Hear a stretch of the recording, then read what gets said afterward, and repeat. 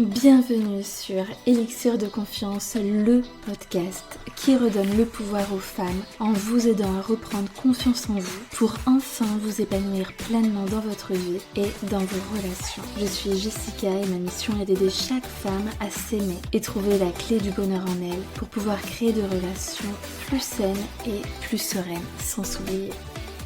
Pensez également à vous abonner et si l'épisode vous a plu, à mettre un 5 étoiles. Je vous souhaite une très belle écoute. Bonjour mes élixirs, alors je vous fais un épisode de podcast qui est complètement improvisé. J'étais sur le chemin pour aller à la crèche. J'allais déposer mes enfants et en fait j'ai commencé à penser à plein de choses dans ma tête et j'avais vraiment des messages que j'avais envie de vous faire passer. Du coup j'étais là, j'avais trop hâte de rentrer à la maison pour prendre mon micro et vous les partager. En fait qu'est-ce qui s'est passé dans ma tête? Tout simplement je pensais à mon mariage. Parce que là la date approche, ça y est, donc dans moins d'un mois.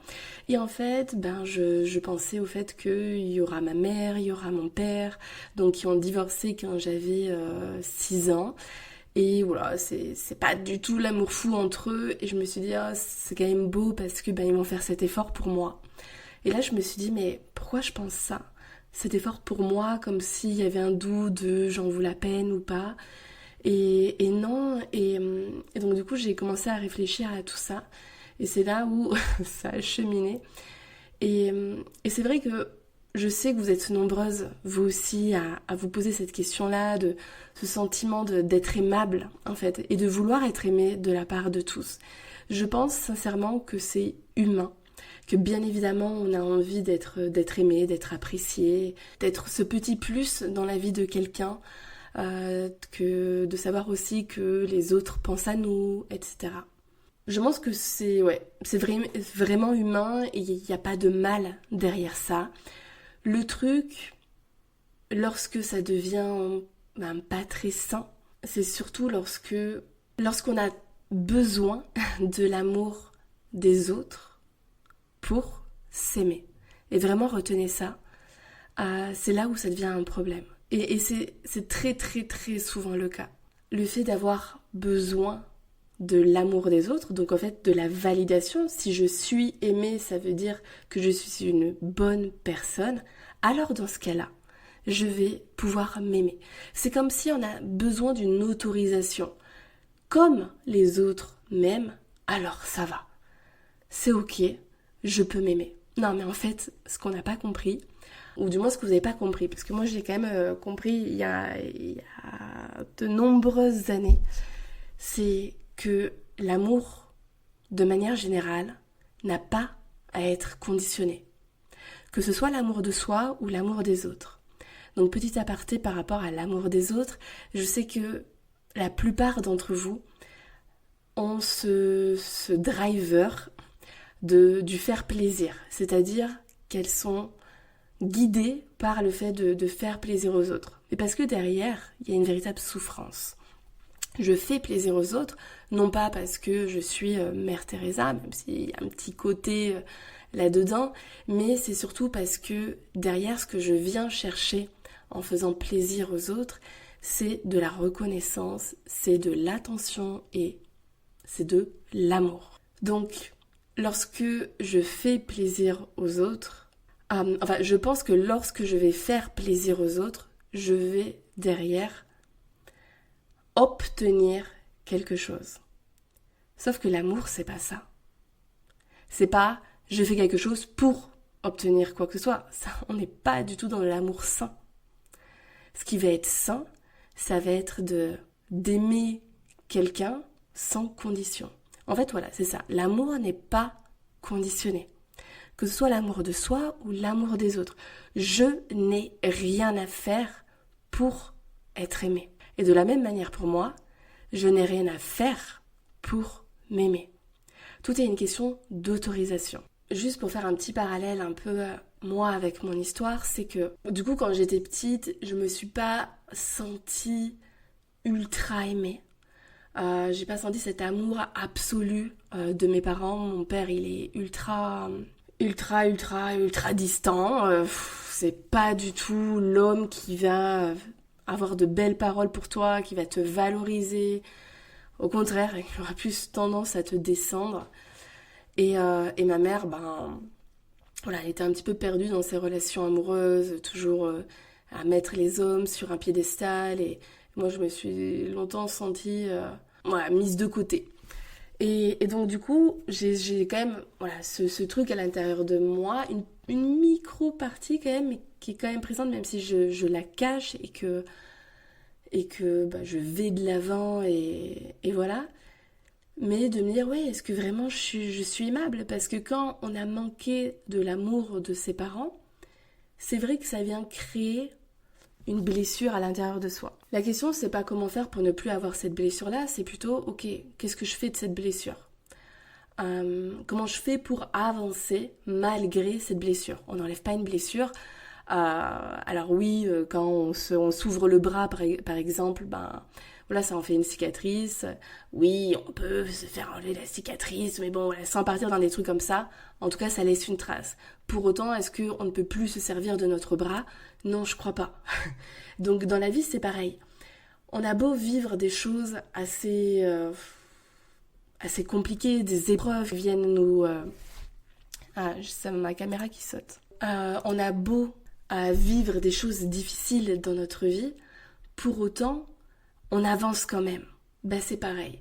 Même si enfant, tu as manqué d'amour, aujourd'hui, tu peux te donner le droit, l'autorisation, et tu as même le devoir, j'ai envie de te dire, de t'aimer et d'enfin être toi-même sans chercher à obtenir l'amour des autres. Et donc du coup, voilà, qu'est-ce que je disais que même si j'ai manqué d'amour, je pense que ça m'a donné une telle force. C'est de, ok, je sais pas, je vais essayer d'imaginer un petit peu, parce que je me rappelle plus, j'ai quand même 33 ans bientôt, quand j'étais toute jeune, comment je pouvais penser, mais je sais que j'étais pas bien dans ma peau, enfin... Pourtant, j'étais très entourée, j'avais beaucoup d'amis. À cette époque-là, c'était amicalement parlant. Jusqu'à la seconde, milieu de première, j'ai vécu ma meilleure vie. J'étais remplie d'amour, j'étais trop bien. Mais par contre, il me manquait l'amour de mes parents. Et puis, une fois que j'ai eu l'amour, plus de ma mère, on va dire, j'avais pas forcément l'amour de sa amis. Parce que j'ai déménagé, enfin voilà. Du coup, on n'a pas toujours tout, en fait. Et c'est là où, en fait, j'ai acquis cette force à l'intérieur de moi, où je me suis dit, ok, je ne contrôle pas ce que les autres peuvent ressentir par rapport à moi. Je me suis toujours dit, tu peux, et c'est pareil dans la relation de couple, tu peux être parfaite, une meuf exceptionnelle, ça t'empêchera pas d'être trompée. Et tout comme dans l'amitié, tu as beau être une nana exceptionnelle, ça t'empêchera pas d'être déçue en amitié. Et puis, c'est pas ça qui fera que tu seras aimée et que tu auras des milliers d'amis. Et donc, en fait, j'ai arrêté de courir après la perfection, tout simplement. Et le fait de toujours devoir faire. Tu n'as rien à faire pour être aimé, parce que sinon, imagine à quel point c'est malsain. Alors toi, donc je t'aime uniquement quand tu me rends service, quand tu me fais plaisir. Par contre, quand tu t'occupes de toi, que t'es pas dispo pour moi, je ne t'aime plus. Est-ce qu'on peut parler d'amour, d'amitié sincère? Je crois pas. Donc, le mieux que vous avez à faire, tout en étant, je dis pas, en fait, n'allez pas transformer mes pensées, ce que je dis, en mode, donc en fait, je vais être une grosse peste, et puis si les gens ils m'aiment, tant mieux, non, évidemment que non. Mais juste soyez vous-même, je sais que vous êtes une belle personne, que vous êtes adorable, que vous êtes gentil, que vous êtes, oui, serviable, mais quand je dis serviable, c'est ni trop bon, ni trop con, donc c'est juste être vous, là, avec vos qualités, vos défauts, de chercher toujours à tendre à être une personne meilleure, mais une personne meilleure, c'est pas une personne qui se ratatine, qui devient un paillasson pour servir les gens. Non, c'est pas ça. C'est juste, moi je me sens bien dans ma peau, voilà, j'aime être à l'écoute de mes amis, d'être disponible pour eux, d'être utile dans mon boulot ou pas utile, enfin bref, peu importe, mais voilà, juste savoir donc que vous n'avez rien à faire, je trouve que ça enlève un espèce de poids à l'intérieur de soi qui fait le plus grand bien. Et donc, comme je ne maîtrise pas ce que peuvent penser les autres et ce qu'ils peuvent ressentir surtout par rapport à moi, ça me permet de lâcher prise. Le lâcher prise, on le retrouve vraiment de partout. Attendez, parce que du coup, comme je n'ai pas du tout préparé cet épisode, que je le fais vraiment dans le flow, j'ai pas envie de radoter, de vous redire des choses que j'ai déjà dites. Qu'est-ce que je disais ? Bref. Et donc, l'amour des autres n'est pas conditionné.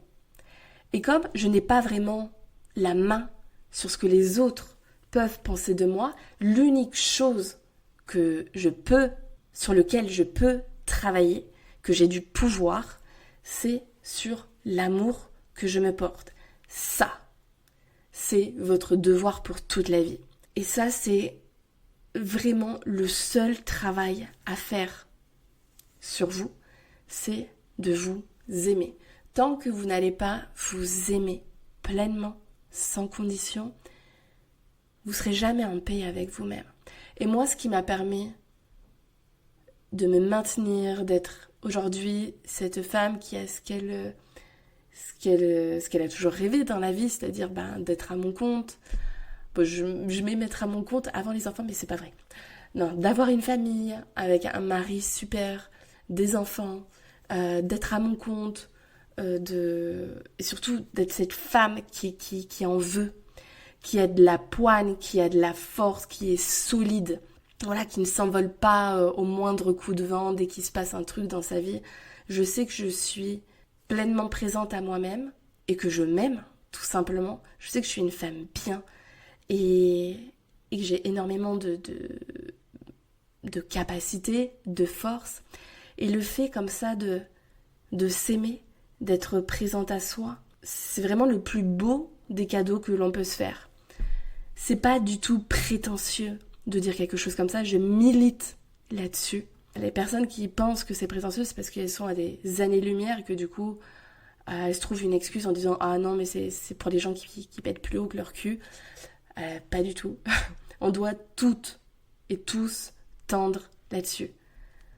Si on ne s'aime pas, comment on peut prétendre à être aimé par les autres ? En fait, on n'y croit pas. Et c'est pour ça aussi qu'il y a des personnes qui tombent dans la dépendance affective, c'est que comme elles ne s'aiment pas elles-mêmes, c'est pour ça que le travail que je fais avec les personnes qui le sont, on va beaucoup travailler l'amour de soi, parce que si moi je m'aime pas, comment je peux croire qu'on peut m'aimer ? Non. Donc, la base de la base, pour être bien dans sa vie, pour créer de belles relations, c'est l'amour de soi. Et ça, c'est la seule chose que vous pouvez maîtriser. C'est dire, qu'est-ce que je peux faire un petit peu tous les jours pour me donner de l'amour ? Déjà, ce que je mets en avant tout le temps, c'est toutes vos pensées, parce que vous pouvez être votre pire ennemi comme vous pouvez être votre meilleur ami. Et moi, clairement, ce qui m'a maintenue hors de l'eau, parce que j'ai quand même eu des années assez sombres, c'est vraiment le fait de me dire, d'avoir cette vision de quelle femme je voulais être. Et de me dire qu'en fait, chaque épreuve de la vie, autant elle pouvait être difficile que j'étais contente de la vivre, parce que ça me permettait d'aller puiser à l'intérieur de moi des ressources, des forces qui allaient me servir. En fait, il faut toujours capitaliser sur ce qui est difficile. Ne voyez pas une épreuve de la vie comme un truc que vous avez envie de cacher. Voilà, j'ai l'image d'un grenier en mode je fous ça dans un placard qui est rempli de toiles d'araignées, etc. Non, au contraire. Mettez-le sur le devant de la scène. Soyez-en fiers. Toutes ces épreuves ont fait de vous cette femme que vous êtes. Sauf que le problème, c'est que si vous vous dites que ces épreuves vous ont détruite, vous ont rabaissé, vous ont dénigré, vous ont fait perdre confiance, alors dans ce cas-là, bah oui, vous avez perdu le game. Le jeu dans la vie, c'est est-ce que j'ai envie de dire, c'est de galérer. C'est pas forcément de galérer, mais c'est surtout de vivre des épreuves et d'en ressortir plus forte. Ça, c'est votre challenge pour la vie. C'est comment je fais d'un sale moment de ma vie pour me rendre plus forte. Et on a toujours le choix. C'est toi qui décides si tel événement a tel ou tel impact sur toi. Pareil pour la tromperie, par exemple. Moi, j'ai été trompée, et je vois pas pourquoi je me tairais, je me dirais « Ah non, faut pas... ça veut dire quoi que je suis pas une femme suffisamment bien si je le dis, qu'est-ce qu'elles vont penser de moi ?» Mais pas du tout, en fait. Parce que j'ai fait le choix de me dire que ça n'impacte pas ma valeur. Et comme je vous l'ai dit plus haut, je pourrais être parfaite, que ça n'empêcherait personne de me tromper. Les plus belles nanas, vous savez, des fois on tend vers on va être trop belle, etc. Comme ça pouvait nous protéger de quoi que ce soit ou nous ouvrir plus de portes. Non, c'est pas vrai. Les nanas qui sont ultra canonissimes, j'allais dire, je sais pas si ça se dit, mais ça les protège de rien. Elles sont souvent plus mal dans leur peau que quelqu'un lambda, entre guillemets. Donc, ne pensez pas que quand vous aurez telle et telle chose, vous irez mieux dans votre vie. Par contre, moi, le travail que je fais avec mes clientes, c'est que je ne cherche pas à ce qu'elles deviennent quelqu'un d'autre ou qu'elles acquièrent de nouvelles compétences. En fait, ce que je fais, c'est que je rajoute pas des choses en mode tu vas devenir comme ci, comme ci, comme ça, même si je le vends un petit peu de cette manière-là. Mais concrètement, dans les faits, je pars du principe que vous êtes déjà cette femme exceptionnelle, extraordinaire, mais que, au vu de tout ce que vous avez vécu, c'est rajouter des croyances, des peurs, des blocages par-dessus, voyez. Sauf que si j'enlève tous ces blocages, ces peurs, ces croyances, ces freins, ces étiquettes que vous mettez, que vous êtes mise à porter, en mode moi je suis cette femme qui n'a pas confiance en elle, du coup je fais pas, je n'ose pas. Si on enlève tout ça, vous redevenez cette femme exceptionnelle, qu'aujourd'hui vous ne voyez plus, parce que cette femme exceptionnelle, elle est cachée.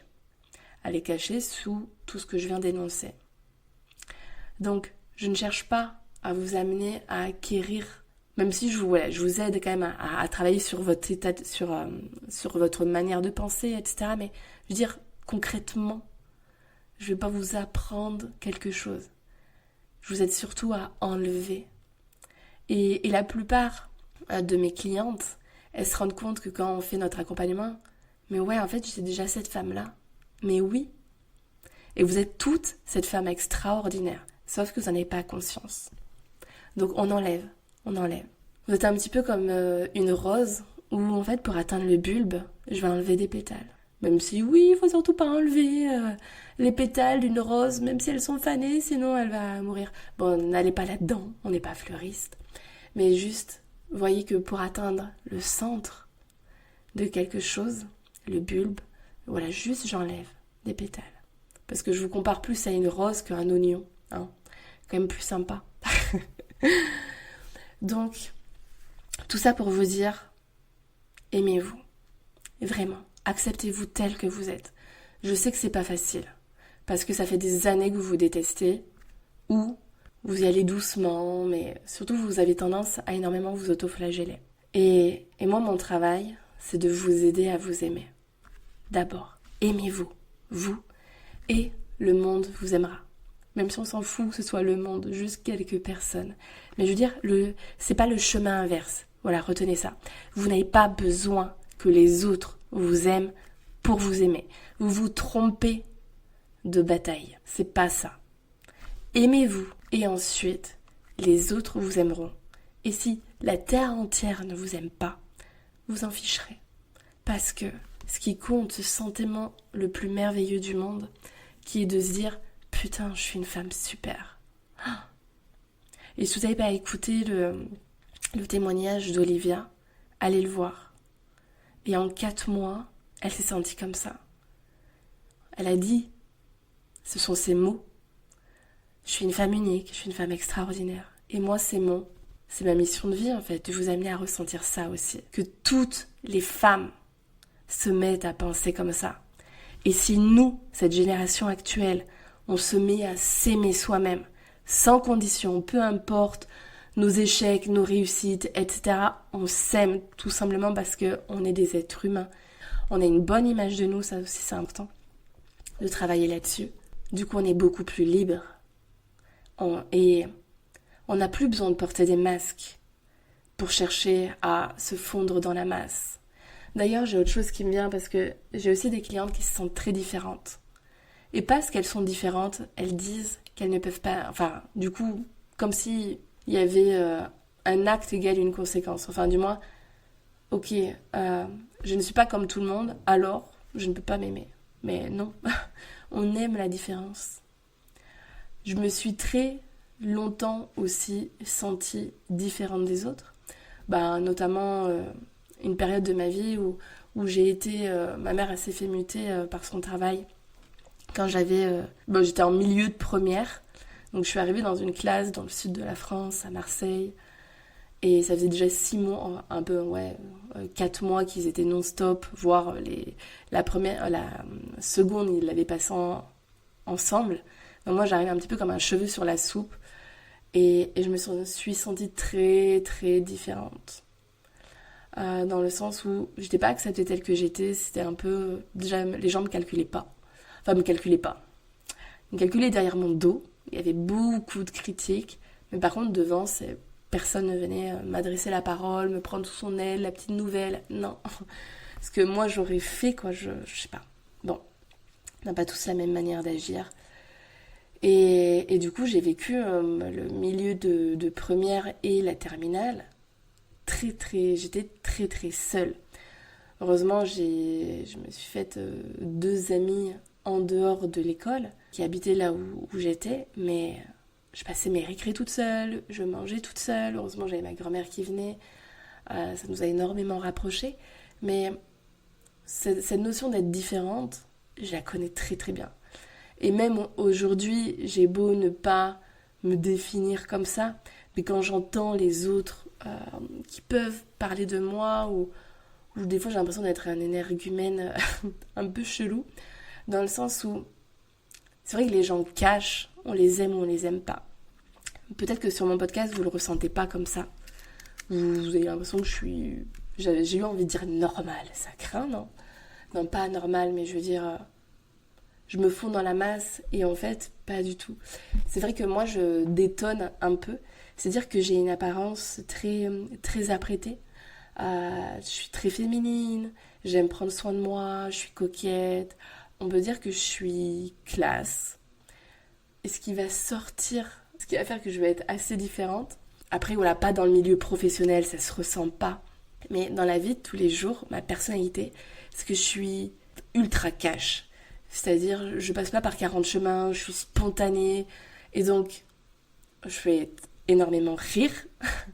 Et j'ai aussi beaucoup d'autodérision sur moi. Sauf que les gens, ça passe pas avec tout le monde. Et moi, j'arrive pas à comprendre que les gens, ils soient pas honnêtes, quoi. Tu penses blanc, tu dis blanc. C'est pas, je passe par 40 milliards de chemins parce que sinon je vais froisser telle et telle personne. Alors, j'ai appris à être diplomate avec le temps. Mais pour moi, ça n'a jamais servi personne. Ça nous dessert soi-même, en fait, de dire un truc qu'on pense pas forcément ou de l'atténuer. Voilà, sans chercher à blesser ou pas. Moi, ça n'a jamais été mon objectif. Mais je pense qu'on peut très bien être spontané, tout en étant spontané, tout en étant diplomate, ouais. Enfin, donc, du coup, voilà. Bref, tout ça pour vous dire que cette notion de différence, aimez-la. Ça fait qui vous êtes. Et en fait, on est suffisamment... Je pense qu'il y a énormément de personnes qui sont différentes.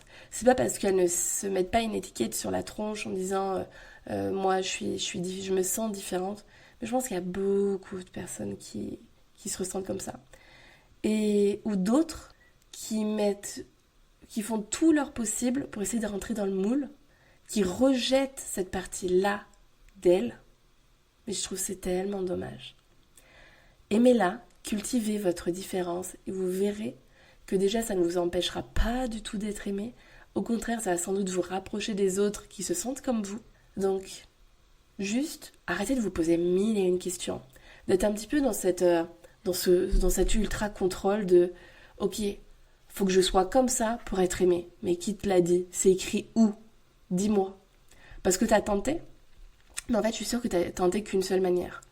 Il suffit qu'il se soit passé une chose dans ta vie où tu t'es senti rejeté. Hop, ah, ça y est, plus jamais je réagirai comme ça, plus jamais j'agirai de cette manière-là. Mais pourquoi en fait? Peut-être qu'avec telle personne ça n'est pas passé, mais tu serais venu vers moi, peut-être que ce serait passé. On ne sait pas. Donc la meilleure des choses, c'est soyez vous-même. Aimez-vous tel que vous êtes. Et les autres vous aimeront tel que vous êtes. Et si c'est pas le cas, qu'est-ce qu'on s'en fout? Qu'est-ce qu'on s'en fout? Quand tu t'aimes toi-même, tu n'as plus rien à prouver. T'as pas besoin d'argumenter. Tu sais, c'est comme si, imagine est-ce que je vais donner cet exemple? Bon, un truc qui me vient, tu es vendeuse. Si tu es sûre de ton produit, tu sais à quel point il est merveilleux. Je suis sûre que rien que par le ton que tu utilises, par cette assurance que tu as, par les mots que tu vas employer, eh ben, tu vas être beaucoup plus vendeuse que quelqu'un qui n'y croit pas et qui va essayer d'apprendre un argumentaire tout fait. Enfin, en fait, le but dans l'amour de soi, c'est pas de se convaincre soi-même qu'on est aimable, c'est juste de partir d'une autorisation. Il n'y a pas à se convaincre. La question, c'est est-ce que je m'autorise à m'aimer? Et qu'est-ce que je fais pour... En fait, plus tu vas prendre soin de toi, plus du coup tu te dis inconsciemment, si je prends soin de moi, c'est que j'en vaux la peine aussi. Et en fait, il va falloir venir... Non, enfin, il y a plein de choses à retravailler sur l'amour de soi, mais déjà tout part du discours intérieur. Essaye de capter comment tu te parles à toi-même. Toutes ces fois où tu t'auto-flagelles et reprends-toi. Prends cette habitude de te reprendre. Bon allez, je vous laisse sur cet épisode en totale improvisation. J'espère qu'il vous a plu, que vous en avez ressorti des pépites, des choses. Et en tout cas, moi, je vous souhaite vraiment de vous aimer, d'avoir une bonne image de vous-même et d'oser. Ces 3 piliers-là, qui font partie de l'estime de soi, sont essentiels. Si vous ne savez pas comment faire, par quel bout vous y prendre, vous savez que je suis là. Et je propose des appels découverts, c'est-à-dire que c'est sans engagement, c'est offert. On discute de vous, de votre situation, de qu'est-ce qui se passe, de qu'est-ce que vous voulez, quelles sont vos attentes. Et je vous dis comment je peux vous accompagner. Donc, c'est avec grand plaisir, j'adore faire connaissance. Donc, si vous avez envie de partir dans un accompagnement, mais vous n'êtes pas sûr, vous ne savez pas. Et vous ne savez pas si ça va passer avec moi, imaginons. C'est le moment. Prenez cet appel. Sinon, n'hésitez pas. Mettez-moi un 5 étoiles, histoire que tous ces podcasts que je fais servent la terre entière. Et pour qu'ils soient entendus, vus, il faut qu'ils soient bien notés. Donc, n'hésitez pas aussi à le transmettre à vos amis, à vos cousines, à vos sœurs. Je suis sûre que moi, je vais faire le plus grand bien autour de moi. Et donc, si ces épisodes que je vous offre vous font du bien, partagez-les. Je vous dis à jeudi prochain pour un nouvel épisode.